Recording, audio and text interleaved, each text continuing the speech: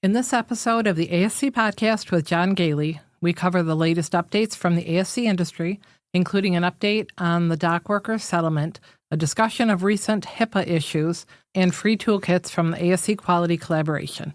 We also discuss recent experiences, including infection control issues, onboarding less experienced clinical staff, and regulatory requirements relating to research. In our focus segment, we discuss how to handle flooding emergencies and temperature and humidity issues.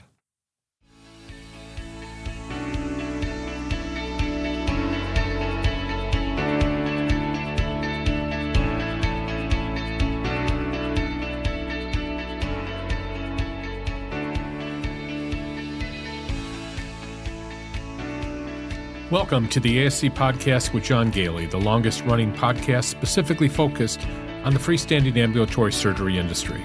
We would like to thank our sponsors, Surgical Information Systems, providing cutting-edge information solutions for surgery providers, RFX Solutions, your all-in-one healthcare regulatory compliance software, MedServ, which is the only digital narcotic cabinet specifically designed and priced for surgery centers, helping standardize processes, compliance, eliminate paper logs, and prevent drug diversion, and Ambulatory Healthcare Strategies, the nation's leading regulatory and accreditation compliance resource for ambulatory surgery centers. For more information about our sponsors, please visit our website at ascpodcast.com.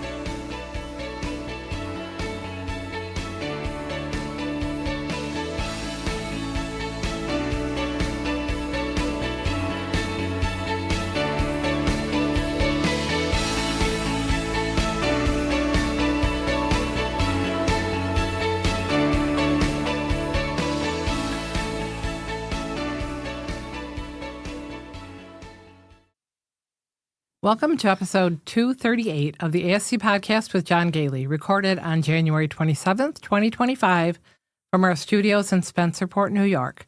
I'm Sue Cronkite, your co-host and operations manager at Ambulatory Healthcare Strategies. As a reminder, the regulatory landscape for ASCs is constantly changing. The content in this episode reflects the most current information available at the time of recording. We encourage all ASCs to remain vigilant and keep up with any updates or new guidelines released by their relevant regulatory authorities. Joining me today is John Goehle, owner of Ambulatory Healthcare Strategies and one of the leading experts in the ambulatory surgery field. With over 3 decades of experience, John has authored more than 10 books on the ASC industry and is a highly regarded speaker on topics related to regulation, accreditation, and finance management. So as we're recording this on Monday, January 27th, we're getting ready for the January 2025 cohort of the Administrators Boot Camp. Very excited about getting that going. Sue, we're lucky that it's going to occur. We've been having serious internet problems here in Spencerport, and after many calls to Spectrum, who is our internet provider, they finally resolved the issue, late on Saturday. So so for those of you that have signed up for the boot camp, and we have a good-sized cohort this time, it is on. We were concerned, as I said, that we might have to cancel it.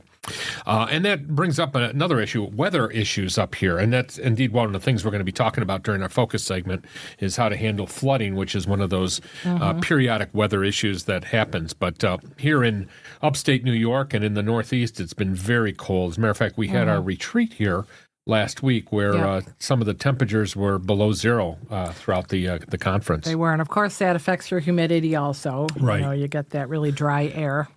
Yeah, so that's kind of what drove our discussion. We asked our patron members on Saturdays for some suggestions as to what to talk about, and we all agreed that that it's probably a good thing to talk about right now: temperature, humidity, flooding, how to handle those things, because hopefully they don't happen very frequently. And we have some very exciting news.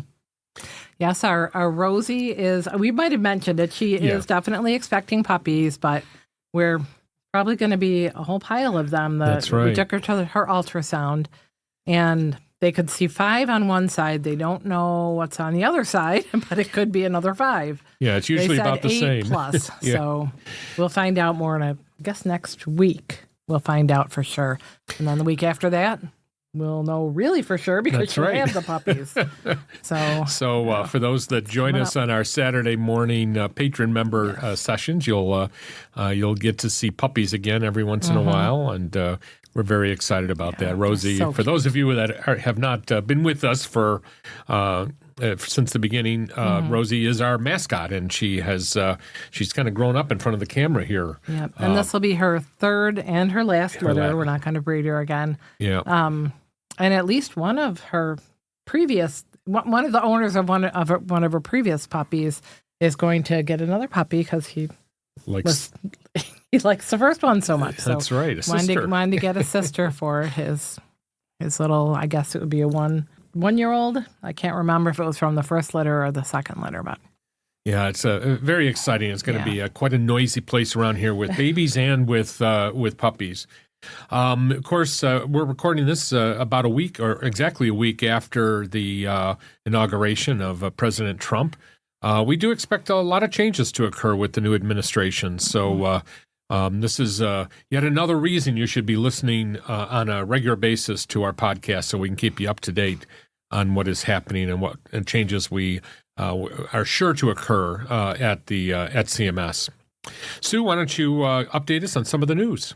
Okay, so the International Longshoremen's Association and the U.S. Maritime Alliance have reached a tentative agreement. We had spoken before about the possible strikes. So it looks like they are going to avoid a dock worker strike. A major sticking point in the negotiations was the introduction of automation. And the dock workers initially were opposed to any automation, but they've agreed to allow for semi-automation. In return, they have received assurances that their jobs will be protected and that they'll be guaranteed jobs that are associated with the new technology. So it sounds like kind of a win-win. So hopefully that will stay, because it is a tentative agreement, but hopefully that's right. And going for to those continue. That have been following us, of course, we've been talking about this for at least 3 months now, through all the other work stoppages as well as the tentative agreements that they've made. And the way it would affect the supply chain. So that was our major. So it looks like at least that's been taken care of for now, but of course we still have other supply chain challenges. Another thing we've been talking about quite a bit is the Corporate Transparency Act, or the CTA. I just want to repeat that it is still on hold, and small businesses are still not required to register with the FINCEN for now. That's the Financial Crimes Enforcement Network. Again, just to kind of reiterate what we're talking about here, the CTA was passed in 2021. It requires small businesses, like virtually every single one of our surgery centers here, to report or to register with the Financial Crimes Enforcement Network. And that is a very onerous, really, requirement there, requiring owners of these small businesses to provide all kinds of information about themselves to the federal government. It's been the subject of quite a number of lawsuits, and the rules remains in legal limbo while these lawsuits are going on. But registration does remain voluntary. At this point, our recommendation is not to sign up for it if you don't have to. And it does remain unclear whether the Trump administration would actually enforce the rule if it were to go into effect, given the widespread opposition to the Corporate Transparency Act by many lawmakers and business groups. And from the HIPAA Journal, a California pediatric dental clinic is facing a class action lawsuit for alleged failure to implement proper data safeguards, and they have now settled the case. The lawsuit stemmed from a December 2023 ransomware attack on the clinic, and although the clinic has denied any wrongdoing, they agreed to a settlement that could provide each class member up to $500 for out-of-pocket losses and lost time, and up to $7,500 from any more serious issues like identity theft and fraud. Additionally, the settlement includes 2 years of 3 bureau credit and dark web monitoring services, along with a $1 million identity theft insurance. So take your HIPAA, safeguards seriously, because that's a lot for it's a clinic. Well, and as we've always emphasized, the importance of ongoing education. I think We know that HIPAA has been in place since 2003. It's about 21 years now. And I think sometimes, Sue, we take these things for granted that everybody knows the rules. And yet there's these lawsuits. I mean, we report, quite frequently about HIPAA and security breaches and other issues with regard to cybersecurity. So definitely take it very seriously. Make sure you provide ongoing training to your staff. Make sure you have good systems in place from a technology standpoint to hold off unauthorized access to your systems. Yeah, and there is the next article that I want to discuss goes into that a bit more too. It's an article in Axios from January 13th. And they discuss the new HIPAA requirements. This is the first major update in over a decade. Likely it was triggered by all of the recent cyber attacks and the advances in AI, virtual reality, and other developments that have come about. While the intent is good, they were pointing out that the cost and time involved make it unrealistic for smaller organizations. So the changes would lay out what HIPAA-covered organizations would be required to do, such as data encryption, multifactor authentication, regular security audits, and written procedures to follow in the hours after an attack. This is another thing that may change with the change in administration, so a lot of organizations are just kind of watching for right now, but there could be a lot that you may be required to do. And again, it's, it may prevent a huge problem, but sometimes it's just a lot of a burden. Yeah, I think I'm concerned, about this is something that we have to do. We have to make sure we have systems in place. The problem is I hate to say it, but when the government gets involved, sometimes they put you in a direction that's not. It's a one size fits all for all organizations. But make no bones about it, you really need to make sure that you take this seriously and hire very competent people to handle your IT services. And make sure, as we mentioned before, that you're on top of HIPAA and have ongoing education for all of your staff. Yeah. And I want to remind everyone about the resources in ASC-QualityCollaboration.org. I know we've mentioned it before, they have 9 different toolkits for ASCs for things like safe injection practices, fall prevention, sterilization, and high-level disinfection, and endoscope reprocessing. So when you click into any of those toolkits, they have many examples of monitoring, assessment, and training materials. They also have links to resources from other organizations like the CDC, SGNA, and equipment suppliers. So it's a great place to start if you need to start training on something new or upgrade your training or monitoring in any of those areas. It gives you a lot of resources all in one place. Yeah, I've been very impressed. We'll give a link to ASCQuality.org. We use this organization quite a bit. We use it for benchmarking for many of our clients, which is excellent. And Sue, I've spent a little bit more time. It's not a website that I always visit. Most of my staff are involved in it. Yeah. But after you showed me the changes they had done, I've been amazed. It's a wonderful website, very useful website, I think. So definitely put it on your favorites there and visit it periodically, or whenever you have questions or need some ideas, definitely go on and look at the ASCQuality.org website. Yep. And just a little quick note, a 2024 ASC Insights study by LEK Consulting, which was mentioned in Becker's ASC review, identified 5 specialties shifting toward ASCs. Urology, ENT, orthopedics, spine, and cardiovascular, of course. The study predicted a 9% compounded annual growth rate for spine procedures, with 12% occurring in ASCs in 2023. For cardiovascular, they predicted 6% growth, with only 3% of cases that were in ASCs in 2023. And the specialties with a high percentage of ASC cases currently include podiatry, pain management, plastics, ophthalmology, and GI, which I think everybody probably knows that part of it. And we'll provide links to that. I'm very excited about what's happening in cardiology. And we at Ambulatory Healthcare Strategies just joined the New York State Association of Cardiovascular ASC providers that they're advocating to begin doing cardiovascular procedures in ASCs, which in New York is not allowed yet. And while this is focused on ASCs in New York, I think it'll give us a lot of great information that we'll be able to talk about during our podcast here as we all start to embark on this cardiovascular. There really isn't a lot of nurses, a lot of the staff in ambulatory surgery centers really don't have much knowledge of cardiovascular procedures. So it is going to be quite a sea change, I think, in our organizations. Yeah. Let's talk a little bit about some of the recent experiences. One thing, I walked into a surgery center last week, Sue, and I saw, I'm not going to mention the brand name, but it was one of those cleaning agents that you use at home. It's got a nice smell to it, or I know you think it's a horrible smell, but it's very strong smell. It's a very strong smell. But I walked in and here it is, sitting, a big bottle of it was sitting in the janitor's closet, and it is not an approved cleaning agent. It's not a disinfectant, and it certainly isn't going to solve our problems in a surgery center setting. Yeah. So make sure that you take, and I think what happened is it was the cleaning company that had brought it in, and when I pointed out to the director of nursing, she immediately said, "Oh, that's not right," and she immediately removed it. So we don't always know what's going on in those cleaning areas, and so make sure you're taking a walk around. Make sure that you have documentation that you have reviewed all of the cleaning agents that are being used by all of your staff as well as outside companies that you're using, and that you document that approval as the infection control coordinator.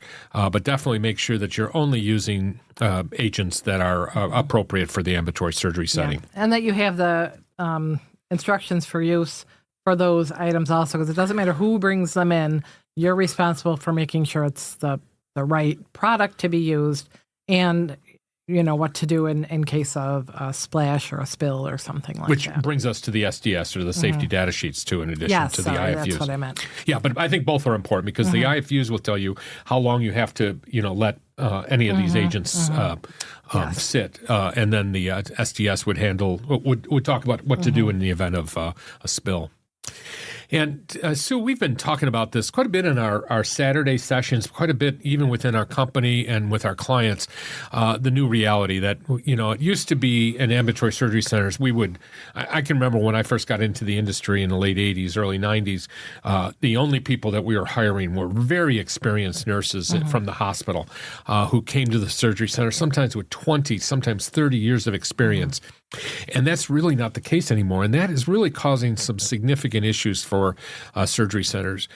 So younger staff members or staff members that have no hospital experience often find it quite challenging to come into the ASC setting where things move very quickly. Yeah. And there isn't a lot of backup support there for them. So they don't have the experience from the hospital of seeing many different things over their career there. So you want to make sure that you have developed very strong mentoring programs, that you put people together with experienced nurses or other clinical staff during their beginning years or beginning time with the organization. Never send them out there on their first day to be taking care of patients without some good mentoring. It's been proven that a good mentoring program really helps keep people on staff. We're also finding, I'm hearing anecdotally stories where people will be hired and then will leave within weeks afterwards because they don't have that support, or they don't get a good experience or good education to prepare them for the job that they have to do. So nobody wants to feel like they're not doing a good job or that they're possibly not being safe. Right. And really, it's with the right training and mentoring, getting somebody brand new can actually work out better for you. It just takes a lot of work to get them there. Yeah, and that's a very good point. And that's something we've talked about before, is that there's good news and bad news when you bring people over from the hospital. The good news, they have a lot of experience. The bad news is that experience might be very different from what they're experiencing in the surgery center. And they might have to learn new things, and new ways of doing things, how to work faster, which is definitely what happens in the ASC environment. And again, something that I've heard, one of the people I talked to this last week said, I don't have time to do the education within 30 days, and which meant really that this individual, that their staff were not getting the proper training, were not properly prepared to handle emergencies, didn't know, what the standard operating procedures were. So it's extremely important that when you bring people on, that you give them appropriate amount of time to go through the training materials. Make sure you have good training materials, of course, to prepare your staff for their jobs. Another issue that came up or that comes up when I'm doing surveys in organizations, when I'm a surveyor, is that you need to make sure you're closing the loop on transfers in particular. I often find when I'm looking at incident reports for transfers to the hospital that there is no discharge summary from the hospital, which is an absolute requirement. Once you've transferred a patient to the hospital, make sure you get a discharge summary from the hospital. Included in the medical record and included in the incident report. And by the way, make sure that your incident report is not part of the medical record. Those are two separate items. The incident report is privileged information and should not be maintained in the medical record. But the discharge summary does have to be there. And when you're closing a loop on a hospital transfer, you're not just looking at what the ultimate outcome was for the patient, but also did you learn anything else from that event? For example, did the transfer go well? We've had situations where, the staff didn't quite know the process for getting the ambulance and the EMT providers into the surgery center and back out again. Nobody met the ambulance perhaps at the outside as they were coming in, and the EMTs didn't know where to go, or were quite disruptive in the process. So those are all things that we want to learn from that. And again, remember the whole purpose behind incident reporting and the review of incidents is to identify ways that we can avoid having a transfer in the future. For example, did the transfer occur because the patient wasn't properly vetted before they came to the surgery center? Maybe they were not a good candidate for surgery. You don't want to just look at the event and say, well, the patient recovered all right. We also want to figure out, was this an appropriate candidate for surgery there? And you want to make a very definitive statement in your incident report as to whether they were an appropriate candidate for surgery. And anything else that could have happened. Was there an incident where they might have been given the wrong drug? Was the procedure not performed properly? All of those are things that, while difficult to discuss, have to be discussed as part of your incident reporting and your peer review process. Another issue that comes up with these transfers is sometimes hospitals refuse to provide the surgery center with the discharge summary.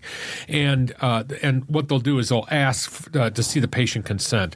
Now, you really shouldn't have to do this, that under the HIPAA regulations, a hospital transfer, the documentation for a hospital transfer, when that patient came from your surgery center, should be covered under HIPAA. You shouldn't have to get a separate consent. But that being said, we still have problems, and a recommendation I make is to put a line in your patient consent that asks the patient to consent to releasing medical records to the surgery center in the event of a transfer. So definitely something you should think about. Another thing that I found recently when doing surveys is that the patients are not being offered an actual copy of the patient rights and responsibility and the privacy notice. You shouldn't just be posting it, shouldn't just be showing it. Now, many patients, myself included, right? So we take our parents and we ourselves go to doctors every once in a while. And how many times have you kept the patient rights and responsibilities and the privacy notice? I don't know about you, but it's just extra paper that I really don't need to have.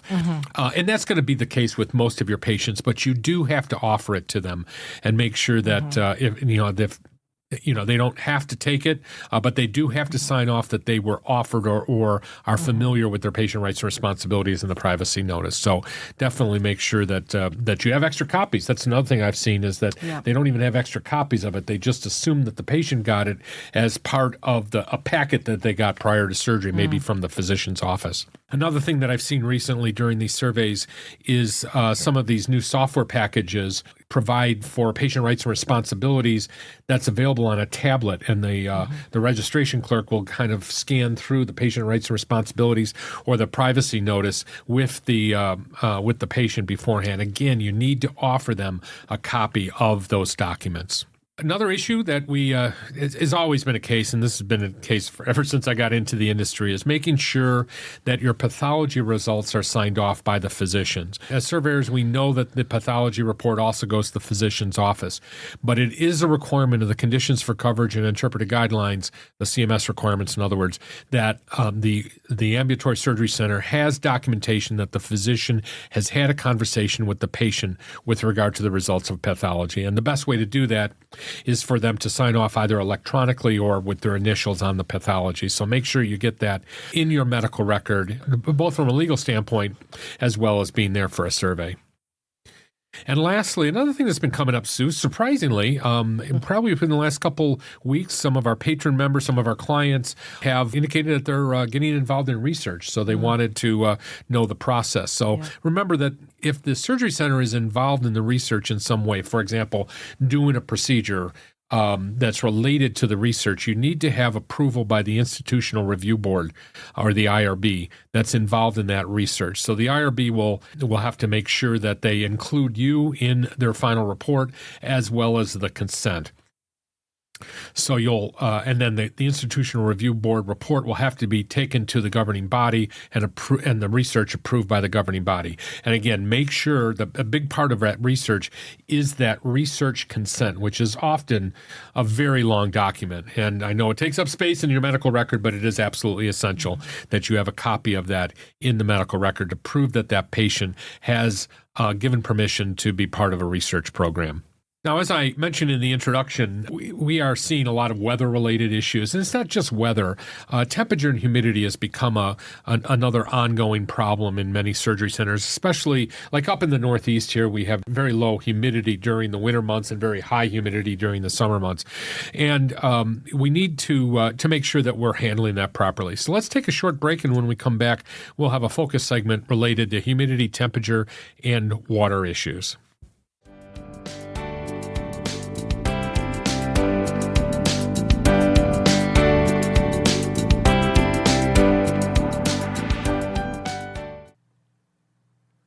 It's been a long day, and the surveyor's just left, and you are exhausted. And looking at the list of items that you have to address, you wonder, how can I deal with this and still take care of my patients? More importantly, you wonder, how can I ever keep up with all of the regulations, standards, and accreditation requirements? How can I always be prepared for a survey and reduce my stress levels? Well, that's what Ambulatory Healthcare Strategies does, day in, day out. We become your outsourced regulatory and accreditation resource. We can maintain your policy manual, develop your education programs, help out with fire and disaster drills, do your risk assessments, oversee your quality improvement activities, help run your quality improvement meetings and governing body meetings, and we can even prepare your monthly or quarterly financial statements and help you figure out where you are financially. We are a retainer-based service. We don't take ownership. We don't charge based on your revenue. We have one fixed monthly fee, and we can tailor your services to your exact needs. So whether you're looking for help getting over a survey, preparing for a survey, or looking for a long-term relationship to assist you with your ongoing regulatory and/or financial needs, please give us a call at 585-594-1167 or email us at info@ahstrategies.com. That is info@ah-strategies.com, or visit our website at ah-strategies.com.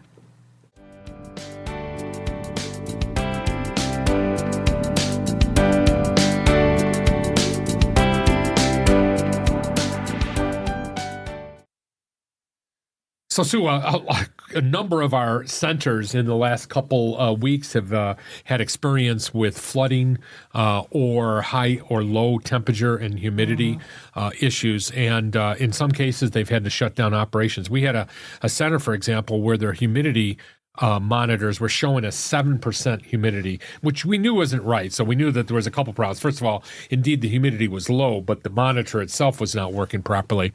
And of course, they had a survey that day. So it was they were certainly under the gun, and they ended up canceling cases. They tried to be able to get out of the situation, but the humidity never got up. So one thing to remind you is that the proper range for humidity is between 30 and 60%. And often I'll go into a center as part of a survey and see that their humidity monitoring tools will state 20 to 60%. Yeah. And that's based upon a white paper a number of years ago that allowed this to occur. But there was a codicil to it that said you can go as low as 20% humidity in your treatment rooms, in your operating rooms, in your storage areas, in your pre-op, post-op area, but only if you can prove that all of your equipment and all of your supplies in those areas can operate within that range. Mm-hmm. My experience has been that when I look at the instructions for use for equipment in the operating room, I have yet to see one that consistently says that you can operate as low as 20% humidity. Well, they hadn't been. Why would they have done that testing? Because that wasn't what the guidelines were before. So. Right. And they don't want testing, you can't say it. Right. To your point, they don't want to spend the money to go through all of the complex research to determine what a proper level is. So you need to be monitoring. And again, let's talk about where these monitors need to be done. So again, we're talking about humidity right now. You want to make sure the temperature and humidity are within the right ranges. And humidity is one of the biggest concerns because of the possibility of fire, for low humidity, drying out of your supplies or your equipment not functioning properly outside of those ranges. And high humidity can be an infection control issue, moisture buildup, mold and mildew, of course. So that you need to be monitoring quite a bit of your surgery center, especially the clinical space. Most specifically, of course, the operating room, your treatment rooms, anywhere that you store your equipment and especially your supplies, your pre-op and your post-op areas. Those all need to be monitored and have a monitoring or a tool or a log, either paper or electronic, for each of those and be monitoring that on a daily basis. And then, of course, the question is, what do we do when we find the humidity is too low? So I'll give an example of the surgery center that unfortunately had a survey on that particular day. As I said, the humidity was well below 10%, according to the monitors. Now, none of us believe that because I don't know that it's possible to get a humidity that low on the inside of a facility. So the first thing they did was get a separate monitoring device. They had other monitoring devices in the area, and they replaced the batteries. They put it in the room, let it get up, and indeed the humidity was still in the low 20s. Now, you don't have to stop surgery right away unless you see a specific danger. Like if it's so low that there's a fire risk, or if you see visible damage to your supplies in your storerooms, or if your equipment, of course, is not working, then you should terminate procedures right away. Absent that situation, you can continue procedures, monitoring very carefully what's going on in the surgery center, in those rooms where the humidity is too low or too high. And then call your maintenance people, call the people that are in charge or that can fix this problem. And then if you can't fix it within an appropriate time frame, then you need to consider shutting down the operating rooms until you're able to get them back up to the proper ranges. I know we always talk about canceling cases. But what do you do with your equipment, not so much your equipment even, but your supplies, your sterile supplies? Even if you're canceling cases, how do you know that your supplies are still okay to use? Yeah, I mean, that's a good question. And the way I look at it, and again, I rely upon my infection control experts, specifically Lori Rodericks, who has taught me over time that the concern is how long you're outside of those ranges. Having humidity too low for a couple hours might not be a problem. But for an extended period of time, it could result in issues there. And the best way to look at that is monitor your supplies. Are you seeing cracking? Are you seeing yellowing? Are you seeing any type of damage to the covering for those items? Any type of condensation, probably. On the flip side, what would happen with high humidity. Yeah, I mean, I remember back in the 2000s when I was running a surgery center, we had this one operating room that just had ongoing problems. It was quite obvious when we walked in there, when all of the supplies and the equipment were dripping with moisture, that we had to shut it down and we had to replace or throw out. In some cases, we had to throw out disposable supplies. To your point, that we have to be concerned for extended periods of time. And more importantly, and this is what I do as a surveyor, is I'm always looking at the peel packs, for example, and the stored supplies to see if there's any indication of damage, drying out, is it brittle, or of course, is there moisture on them? And that's when I would cite the organization. Let's talk a little bit about what happens if you have a flood or water infiltration. And this happens more frequently than I think we like. Obviously the big ones like flooding as a result of coastal flooding, those are the big ones and often result in very high water levels. But flooding can occur, like we had a surgery center where a ice dam on the roof of the surgery center resulted in flooding in the coming through the roof. of the surgery center and caused substantial damage, actually. And they had to shut down, and it was in the sterile processing area of all places. Yeah. And what happened is it ruined the tiles in the surgery center. It spilled onto the sterile processing area, damaged the flooring, and then the water spilled out down the hallway, and all of the tiles down the hallway had to be replaced. And it wasn't immediately clear that they had a problem, and they probably should have pulled up some more tiles, but what happened over time is tiles started to lift up, and when they took the tile off, they could see the mold and mildew underneath. It can also happen if you have a fire, even if it's we had somebody else that we heard of that had a small, it wasn't a lot of damage from the fire, but because the sprinklers came on, they had a lot of damage from that. Yeah, that's a good point. Actually, I forgot about that, Sue. You're right, is that the fire often results in flooding in your organization anytime you set those sprinklers off. And again, this is one of those things where you not only have to clean and take care of the problem immediately after it occurs, but you have to monitor that area for quite a while afterwards, just to make sure that mold and mildew did not come back or develop in that area. So, as part of your ongoing monitoring, whenever you experience water damage, include some additional surveillance as part of your regular environmental surveillance. Now, if the flooding is significant or if it rises above the level of the floor, you're often going to find yourself in a situation where you actually have to replace the walls or the drywall there, because there really is no way to mitigate that damage. Now, often those things will be covered by insurance, but of course, the delays in your organization, the fact that you probably have to shut down for a period of time or have to shut down part of your surgery center is going to be detrimental to your operations. But you do need to make sure you're doing proper due diligence on those items. Now, if a flooding emergency occurs, or if you have a high temperature, high humidity, low temperature, low humidity incident, make sure that you write up an incident report. Remember, incident reports are not just for patient events, but also for things like this, where something happened that was outside of the norm. So write up an incident report, describe the incident, what occurred, and what you did to resolve that incident. And then, of course, report that through to your Quality Improvement Committee and then to the board. It's important to remember that when you're developing your hazard vulnerability analysis or your HVA, that you also take into consideration what we've been talking about here. If you're living in an area where you're prone to flooding, make sure you include that as a possible risk or external risk in your hazard vulnerability analysis. And if you're not familiar with our term hazard vulnerability analysis, you might want to look back on some of our past podcasts where we've talked about the HVAs and other risk assessments that you have to do on a regular basis. Please take those HVAs seriously and make sure that you're updating and really updating those things on an annual basis, looking at things that have occurred throughout the year that might never have been considered in the past, but are now a risk. And, of course, have a plan. You always want to have a plan for every single one of those hazards that you've identified as part of your HVA. And then drill it. Even drilling what to do in the event of a fire, what to do in the event of a flood, what to do in the event that your temperature and humidity goes up or down.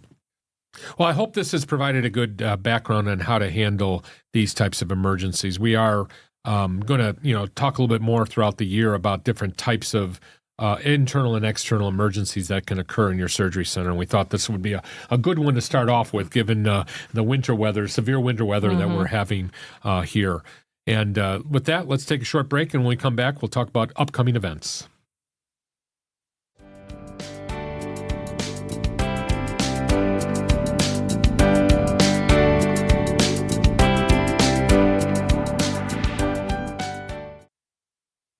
In this segment, we provide an update on upcoming topics for the podcast, our upcoming virtual conferences, and upcoming speaking engagements for John and his staff and other events in the ASC industry.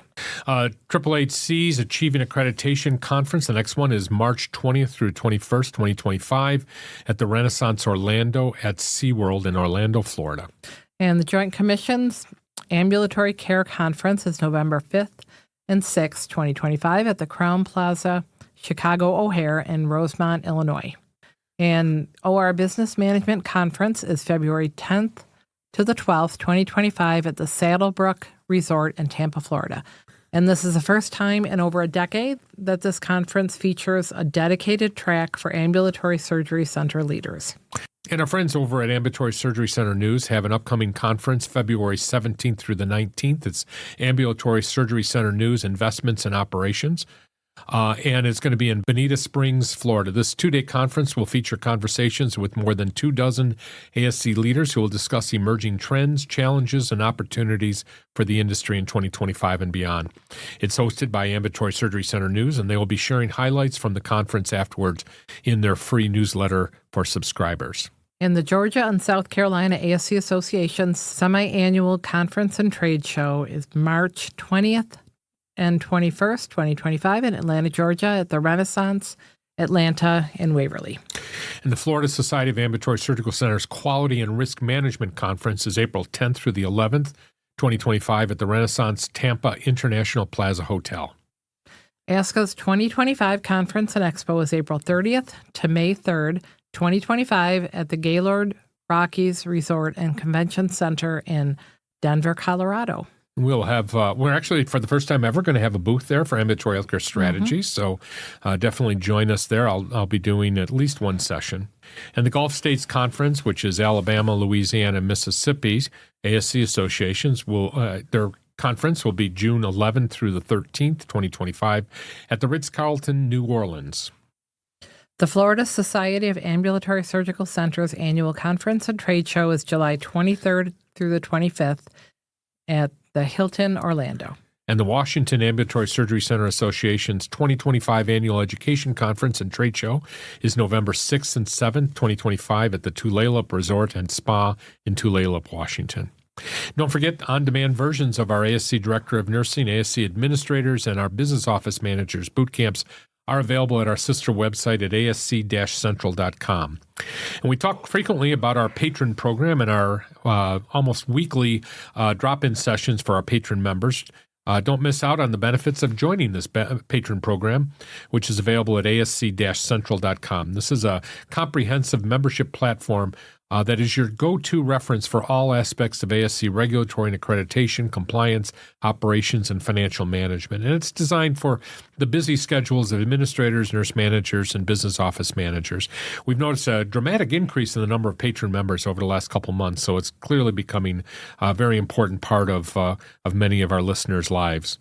By becoming a member, you gain access to regular Zoom sessions, typically held weekly, where you can engage with other patrons and our podcast team. But that's just the beginning. Your membership unlocks a wide range of resources, including virtual conferences such as our credentialing conference and the Conditions for Coverage conference. You'll also find valuable tools like sample policies, procedures, forms, and our highly regarded fire and disaster drill kits. Your support helps us to maintain and grow the podcast, covering essential costs like research, travel, equipment, and production. To learn more and become a member, visit ASC-Central.com. And thank you for tuning into this episode of the ASC Podcast with John Goehle. We hope you found the discussion insightful.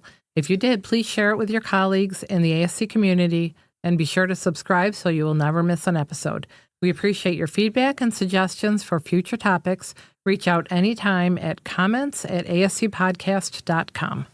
A special thank you goes out to our incredible team here, our sound editor, Susan Cronkite, executive producer, John Goehle, and our committed research team, Sue Cronkite, Jenna Alvarez, Judy D'Ambrosio, Mike D'Ambrosio, Zach Calritis, Jim Masters, Amy Cronkite, Lori Rodericks, Kathy Foti, Donna Macchio, and Christina Norman. Their hard work makes this podcast possible. Our theme music is by Media Sushi and Mike Noah, and the ASC Podcast with John Goehle is hosted on Podbean and is available on all major podcast platforms. Thanks for listening, and we'll see you in the next episode.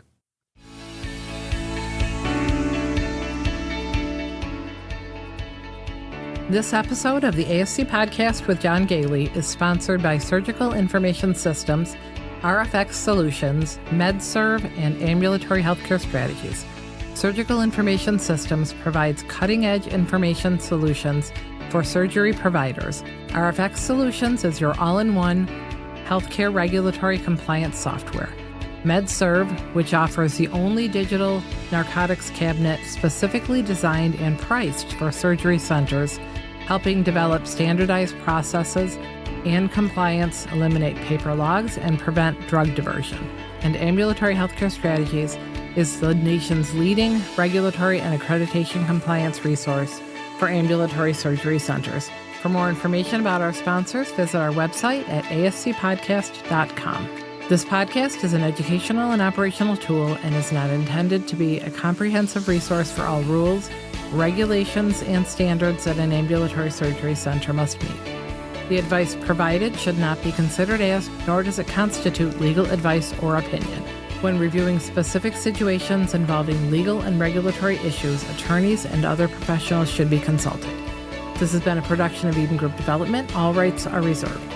If you're interested in advertising or sponsoring the ASC Podcast with John Goehle, please email us at info@ascpodcast.com. We would love to hear your questions and comments. Please email us at comments@ascpodcast.com.